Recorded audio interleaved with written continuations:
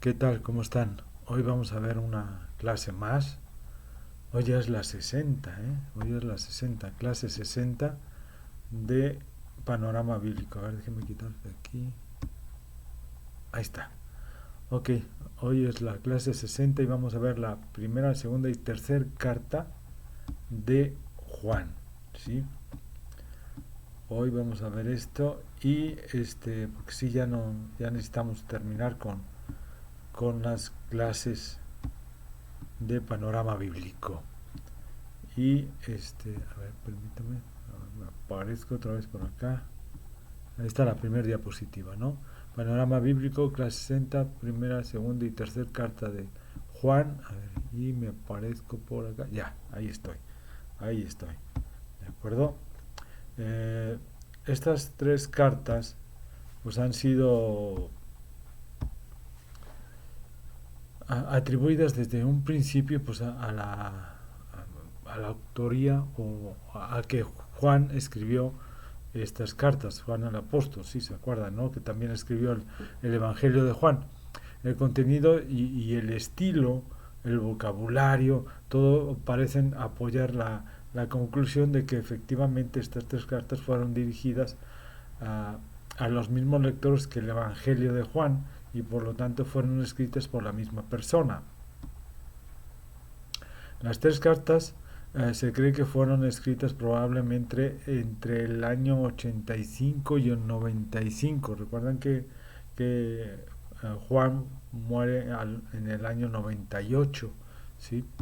Y la tradición pues nos dice que fueron escritas en Éfeso, después de que él, si se acuerdan que él está en Patmos, ¿sí? Fue llevado a Patmos y después de que sale de Patmos es cuando escribe las cartas, ¿no? Y el Evangelio. Ahora bien, eh, vamos a empezar con Primera de Juan, ¿no? Primera de Juan parece ser una sinopsis, digamos, en la que se asume el conocimiento del Evangelio por parte de los lectores según lo escrito por Juan, o sea, sinopsis, una síntesis, digamos, del Evangelio, o sea, fue escrito a las mismas personas, por eso como que Juan da por hecho que ya leyeron el Evangelio que anteriormente había escrito, ¿sí? Y donde se brinda por seguridad por su fe en Cristo.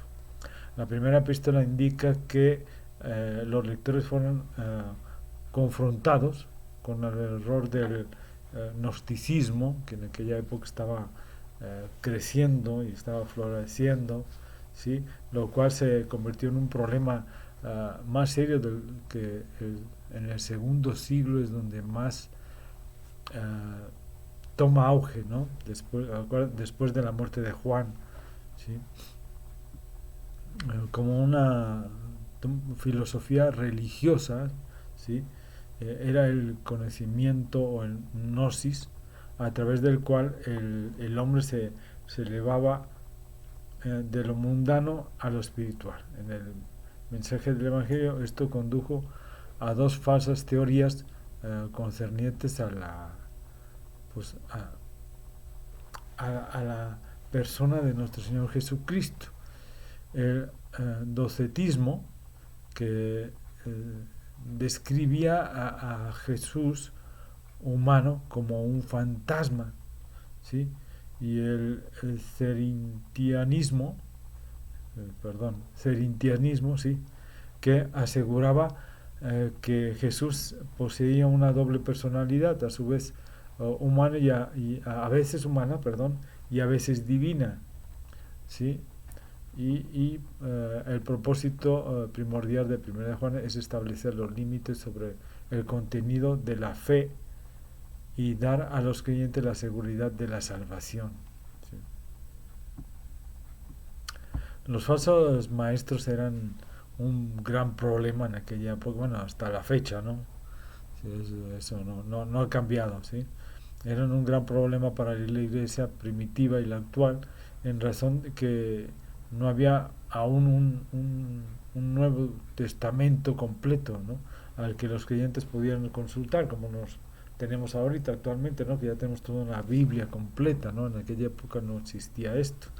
Entonces muchas iglesias cayeron presa de estos engañadores, quienes enseñaban sus propias pues, ideas, ¿no? Ideas y sus herejías, así mismo como líderes, ¿no? Se establecían como líderes en las iglesias y empezaban a enseñar toda esta serie de herejías, ¿sí? Acerca de nuestro Señor Jesucristo. Juan escribió esta carta para establecer la verdad sobre algunos de los puntos importantes, particularmente lo concerniente a la deidad de nuestro Señor Jesucristo.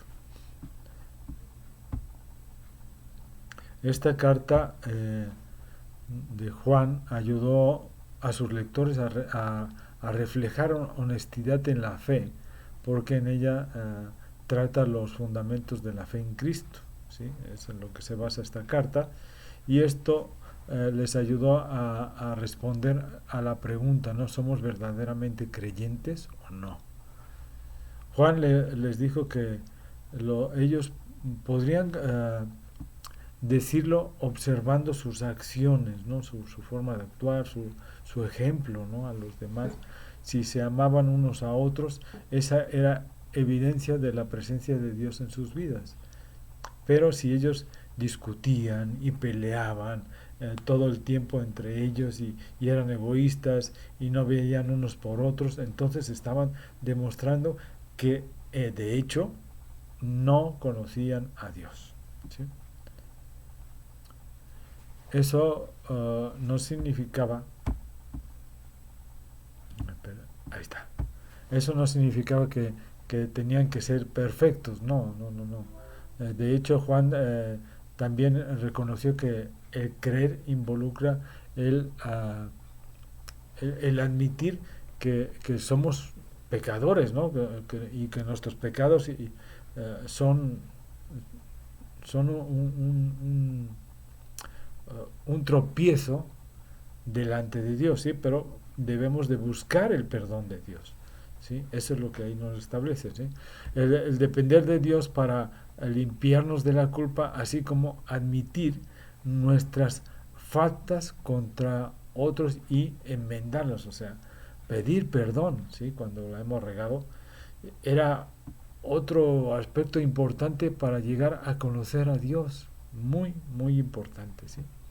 Uno de los pasajes más citados respecto al pecado se encuentra precisamente en Primera de Juan 2:16.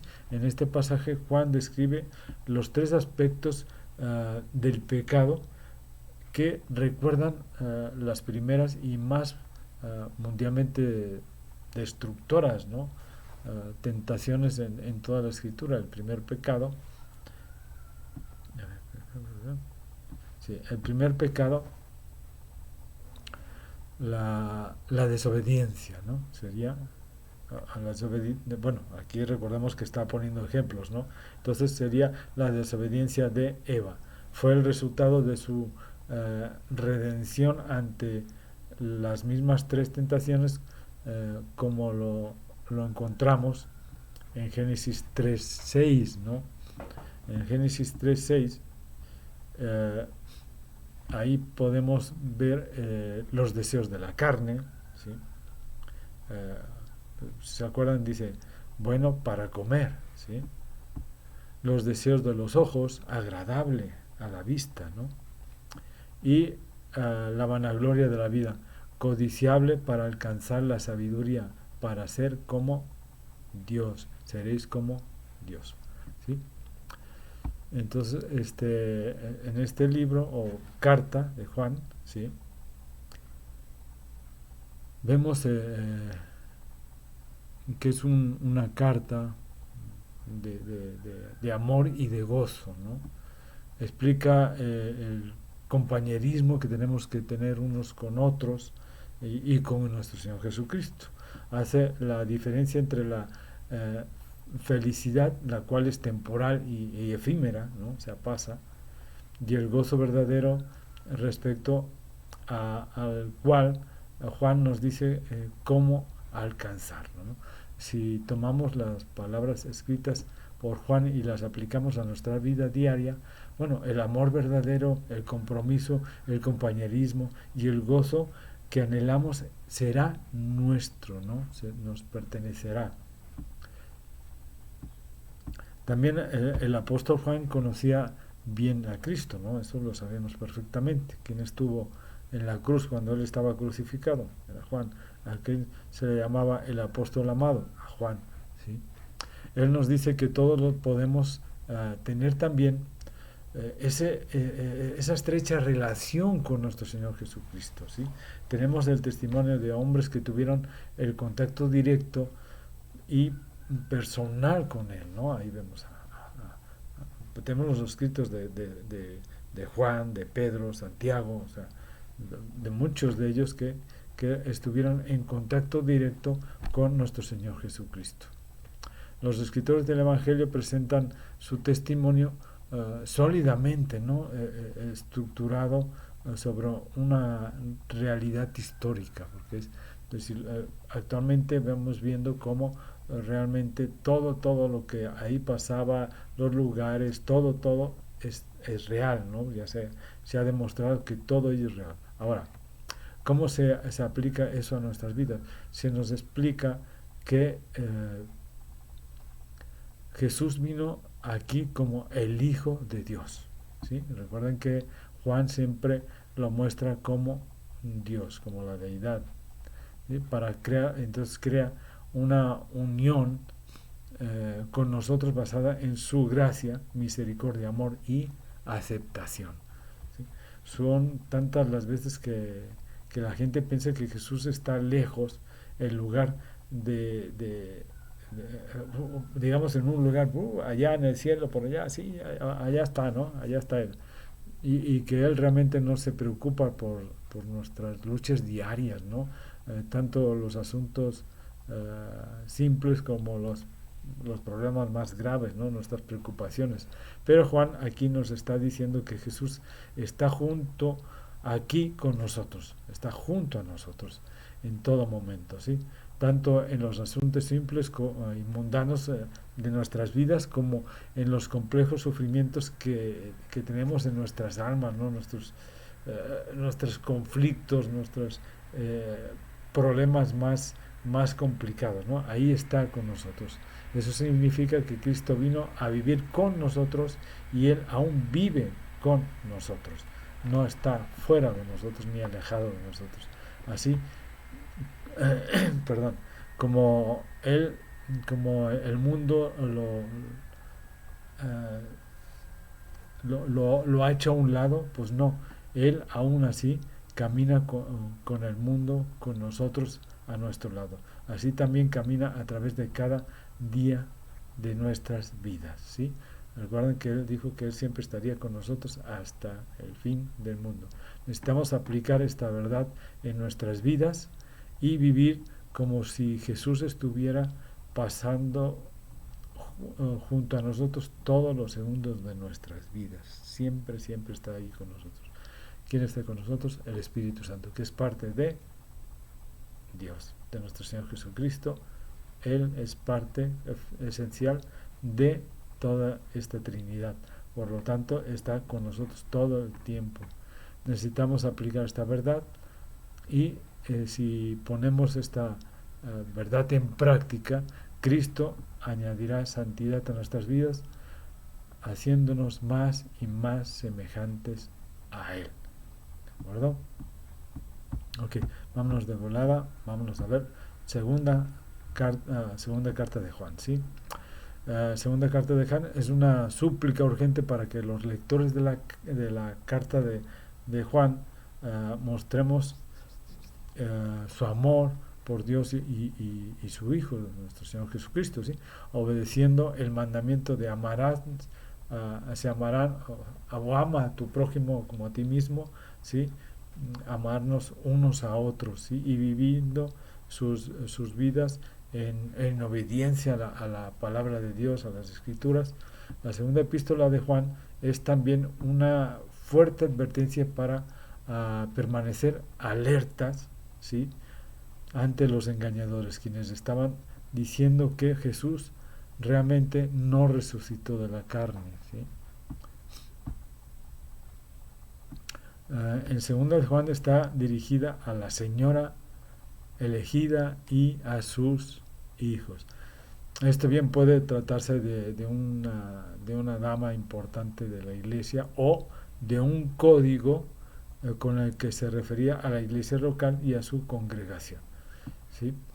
En aquellos días, cuando el cristianismo estaba siendo perseguido, pues se usaban este tipo de códigos, ¿no? Con frecuencia. Esas salutaciones que llevaban un misticismo, un código escondido para que no supieran a quién iba dirigido realmente, ¿sí?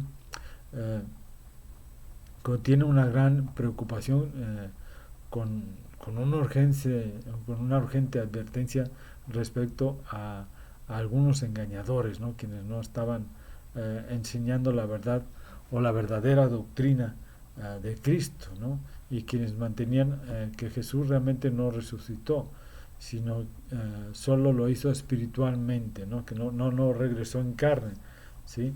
O sea, ¿se acuerdan que él se presenta ante sus discípulos y ante 500 personas, ante mucha gente, ¿no? Pero ellos decían que era espiritualmente, no físicamente, ¿sí? Ahora, Juan escribe, permítame, ahí está.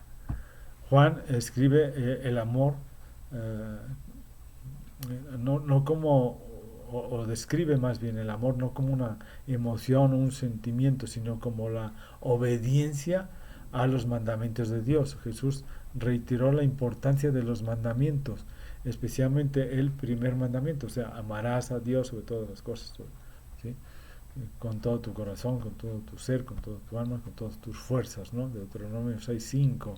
Y el segundo, amarás a los demás, bueno, amarás, se amarán unos a otros, ¿sí? Mateo 22, 37, 40 o Levítico 19, 18, ¿no? Lejos de abolir la ley de Dios del Antiguo Testamento, bueno, Jesús vino para observarla, proveyendo el medio para cumplimiento en él mismo. Recuerden que él dijo, yo no vine a abrogar la ley, sino a cumplirla, ¿no? Es extremadamente importante que cotejemos con las escrituras todo lo que veamos, escuchemos y leamos, ¿sí? Que se diga ser cristiano. Esto no podemos ser suficientemente ¿cómo decirles? Debe ser algo enfatizado, ¿no? O sea, debemos de ser conscientes, debemos de estar siempre a las expectativas, porque una de las armas más poderosas de Satanás es el engaño y poner bajo el seudónimo de ser cristianos cosas que realmente no lo son, ¿sí? Es muy fácil dejarnos llevar por una nueva y excitante doctrina para o sea, o que pudiera parecer que está basada en las escrituras y no estarlo, pero que si se examina de cerca, de hecho es una desviación, digamos, de la palabra de Dios, ¿sí? Si lo que parece estar sucediendo no se alinea explícitamente con las escrituras, entonces se trata de algo falso, ¿sí? Y no es del espíritu, por lo que debemos no tener nada que ver con ello. O sea, debemos de siempre cotejar, a ver, esta doctrina dice esto y esto y esto y esto, sí, a ver, vamos a la palabra de Dios que dice, vamos a la Biblia que dice, no, esto no viene, no está en contra de lo que dice la palabra de Dios, no es lo que dice la palabra de Dios, por lo tanto es falso y no debemos de seguirlo, ¿de acuerdo? Ok, vamos con la tercera carta de Juan, ¿sí? El propósito de esta carta, bueno, es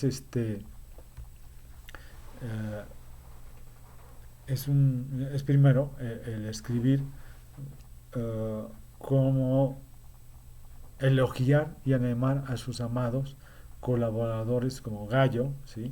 En su ministerio de hospitalidad hacia los hermanos viajeros, quienes que iban de un lugar a otro ¿sí? Para predicar la palabra de Dios, ¿sí? O sea, el Evangelio, las buenas nuevas, ¿sí? De salvación. Entonces ellas iban y entonces cuando pasaban por donde estaba Gallo, él los acogía, les daba alimentos, les daba estancia, que descansaran, les prestaba la casa, o sea, el lugar donde dormir, de descansar.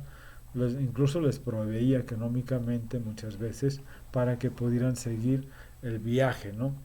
Eso es lo primero, ¿no? La segunda parte de lo que escribe ahí Juan es indirectamente el advertir y condena la conducta de Diótrefes, que es un líder dictatorial quien se había enseñoreado de una de las iglesias en la provincia de Asia y cuyo comportamiento era totalmente opuesto a todo lo que el apóstol y sobre todo los evangelios, ¿no? enseñaban. Y tercero, él elogia el ejemplo de Demetrio, cuyo buen testimonio fue avalado por otros. ¿Sí? Vemos también ahí cómo Juan está eh, escribiendo con una habitual eh, subrayado, enfatizado en la verdad, ¿no? O sea, enfatiza mucho la verdad y este es muy amado por en Cristo, ¿sí? Amado por los hermanos, como Gallo, como Diógenes, o sea, muchos de ellos lo apreciaban muchísimo, ¿no? Por ejemplo, Gallo era laico de cierta riqueza y distinción que vivía en la ciudad cercana de Éfeso, ¿sí? Uh, él elogia grandemente el cuidado y la hospitalidad que Gallo hacía a los mensajeros, ¿no? O a los que llevaban la palabra de Dios por toda esa zona, que viajaban de un lado para otro, ¿no? Como ahí habíamos dicho, ya sea que fueran conocidos de él o no, no importaba, ¿no? Y cuya misión era pues llevar la palabra de Dios de un lugar a otro. Juan exhorta a continuación, haciendo el bien que continúa diciendo o exhortando a que hagamos el bien y no importa lo malo, como en el ejemplo de Diótrefes.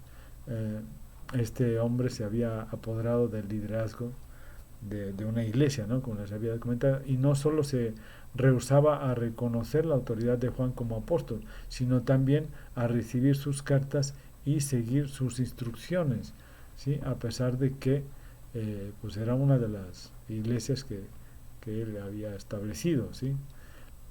También hacía circular maliciosas calumnias en contra de Juan y excomulgaba a los miembros que proporcionaban ayuda y hospitalidad a los mensajeros de Juan, ¿sí?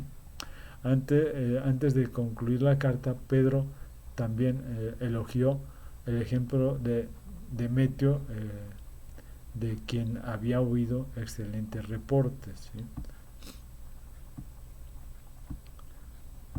¿Sí? Sí, sí, vamos bien. Ahora, el concepto de ofrecer hospitalidad a extraños tiene un amplio precedente, digamos, en el Antiguo Testamento. Hechos de hospitalidad en Israel, bueno, incluían la humilde y cortés recepción de forasteros en las casas para alimentarlos, alojarlos y protegerlos, ¿no? Eso lo vemos en Génesis, en Job, o sea, en muchísimos, ¿no? En muchísimos lugares del Antiguo Testamento. Adicionalmente, las enseñanzas del Antiguo Testamento pintan a los israelitas como un pueblo extranjero que dependía de la hospitalidad de Dios, ¿sí? ¿Sí? Salmos 39:12. Ahora, Dios, como Él, que gentilmente cubrió sus necesidades, los redimió de Egipto y los alimentó y vistió en el desierto, si se acuerdan, ¿no? Esto en Éxodo, Deuteronomios, eso lo podemos ver perfectamente ahí, ¿no? Ahora, Juan como de costumbre, enfatiza la importancia de caminar en la verdad del Evangelio. La hospitalidad, ayuda y el dar ánimo para nuestros compañeros cristianos es uno de los principales preceptos de las enseñanzas de nuestro Señor Jesucristo, y Gallo era un obvio ejemplo, ¿sí?, de un destacado persona que hacía eso, ¿sí? Ese era su ministerio, digamos, ¿no? Nosotros debemos hacer lo mismo siempre que podamos y dar la bienvenida a visitantes misioneros, predicadores y extranjeros, en tanto estemos seguros de que son creyentes, ¿no? O sea, que están en la verdadera palabra de Dios, que son verdaderos creyentes, no solo solo porque vayan a nuestras iglesias ya son verdaderos creyentes, no, hay que saber si realmente lo son, ¿sí? Entonces, no solo a nuestras iglesias, sino también podemos darles o ofrecerles nuestras casas, ofrecerles cualquier clase de ayuda y ánimo que necesiten para seguir llevando la palabra del Evangelio a todas las personas. También necesitamos ser cuidadosos de seguir el ejemplo solo de aquellos cuya palabra, ¿sí?, y acciones estén conforme al Evangelio o a la palabra de Dios. El estar lo suficientemente alertas para detectar aquellas semejanzas diótrefes, ¿no? Que solo calumnian, que realmente no llevan la palabra de Dios, cuya conducta está muy lejos de parecerse a lo que Cristo enseñó, ¿sí? Y por lo tanto ellos lo único que hacen es estar uh, en contra realmente de la palabra de Dios. Eso es actualmente sabemos perfectamente que está sucediendo en muchísimas iglesias, que realmente lo que buscan es alejar a los creyentes de Dios, no solo digamos, de la palabra, sino de la creencia, dándoles falsos testimonios, falsas creencias, falsas doctrinas, por lo tanto alejan al verdadero cristiano de la palabra de Dios, de nuestro Señor Jesucristo y lógicamente del Padre, ¿no? Bueno, hermanas, nos vemos la próxima semana, ya casi terminamos. Entonces los suplico que sigan con estas clases, y próximamente tendremos otro tema también muy interesante. Que Dios los bendiga. Hasta luego.